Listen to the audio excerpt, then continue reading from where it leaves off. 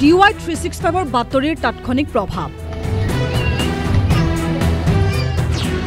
সোণাপুৰৰ কচুতলীত প্ৰশাসনৰ উচ্ছেদ সন্দেহজনক নাগৰিকৰে ভৰি পৰিছে কচুতলী DY 365 পোহৰলৈ আনিছিল ভয়ংকৰ সত্য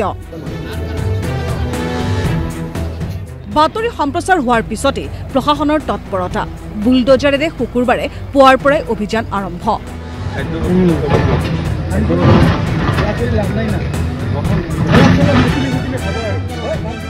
দলে বলে পুৱাতে আহিল আৰক্ষী প্ৰশাসন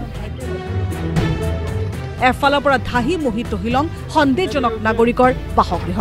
বিশেষকৈ মানুহবিলাক হ'ল আপোনাৰ দৰং ডিষ্ট্ৰিক্ট মঙলদৈ ডিষ্ট্ৰিক্ট আমাৰ এই কিবা লাংলিছৰ গাছবাৰীছৰ এনেকুৱা চৰৰ মানুহবিলাক মায়াংচৰ সেইবিলাকৰ পৰা মানুহ আহি আমাৰ ইয়াতে বসতি স্থাপন এনেকুৱা পপুলেশ্যন হৈছে যাতে মানে মানুহ আমি নিজেও ধৰিব নোৱাৰোঁ আৰু বেছিভাগ ক্ৰাইম কৰা মানুহবিলাকে আহে প্ৰশাসনৰ তৎপৰতাক আদৰণি কচুতলী বাসিন্দাৰ চৰকাৰী ভূমি ভৰি পৰিছিল সন্দেহজনক লোকেৰে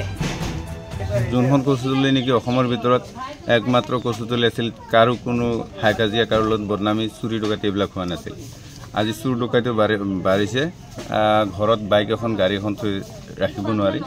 কোনে লৈ যায় এইটোতো ক'ব নোৱাৰি কিন্তু সন্দেহযুক্ত নাগৰিক আহিছে যেতিয়া সন্দেহযুক্ত আমাৰো সন্দেহ হয় নিশা নিশা আহি এনেদৰে অসংখ্য জুপুৰি সদৃশ ঘৰ সাজিছে সন্দেহজনক নাগৰিকে হয় যোৱা পৰহি দিনা ৰাতি 11টামান বজাত আমাৰ বৰবিলা গৌৰবিলা বস্তিত নতুনকৈ সন্দেহযুক্ত মানে বাংলাদেশী মানুহ নহয় যদিও আমাৰ গৰাখহনীয়া ব্ৰহ্মপুত্ৰ ভাঙা মানুহখিনি আহোঁতে তেওঁলোকে কি কৰিলে ৰাতি 11টা চাৰে 11টামান বজাত আহিছে এসময়ৰ শান্তি সম্প্ৰীতিৰ নিদৰ্শন কচুতলী এতিয়া বদনামী কৰিছে সন্দেহজনক নাগৰিকে অসমৰ গৰিষ্ঠ সংখ্যক থানাতে কচুতলীৰ বাসিন্দাৰ অপৰাধজনিত গোচৰ অসমৰ প্ৰায় থানাত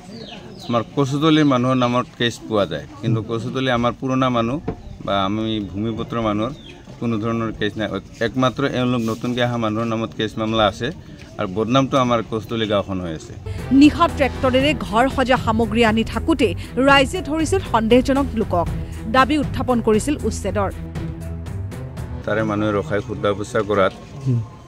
তেওঁলোকে মানে সঠিক উত্তৰ দিব পৰা নাই আৰু এই বিশেষকৈ আলমাছ আলী বাবুল হুছেইন আৰু নজৰুল ইছলাম এই তিনিটা মানুহৰ নাম উল্লেখ হৈছে তাতে ধৰা পৰাৰ পিছত তেওঁলোকে মানে এই বাহিৰৰ পৰা মানুহ আনি ইয়াতে বসতি দি আছে কেৱল বাঘ টিং কাঠৰ ঘৰে নহয় বুলডোজাৰেৰে পকী ঘৰো চুৰমাৰ কৰি পেলালে প্ৰশাসনে কোনে সংস্থাপিত কৰিছিল সন্দেহজনক লোকক সংস্থাপিত কৰা 3 দালালৰো ঘৰ ভাঙিলে প্ৰশাসনে তিনিজন অভিযুক্ত ব্যক্তিৰ আমি স্থানীয় ৰাইজৰ সহযোগত গম পালোঁ আৰু তাৰে এজন অভিযুক্ত ব্যক্তি ইতিমধ্যে ঘৰটো উচ্ছেদ কৰোৱা হৈছে কালি কিন্তু কালি আমি গোটেই অভিযানটো সমাপ্ত কৰিব নোৱাৰিলোঁ কাৰণ সূৰ্যাস্তৰ পিছত যিহেতু আমি উচ্ছেদ চলাব নোৱাৰোঁ গতিকে তাৰেই পৰৱৰ্তী পৰ্যায় হিচাপত আজি আমি কচুতলী পথাৰত উপস্থিত হৈছোঁ আৰু বাকী দুজন অভিযুক্ত ঘৰৰ ভেটিটো আমি উচ্ছেদ চলাই আছোঁ সোণাপুৰৰ পৰা দেৱেন বৰুৱাৰ ৰিপৰ্ট DY 365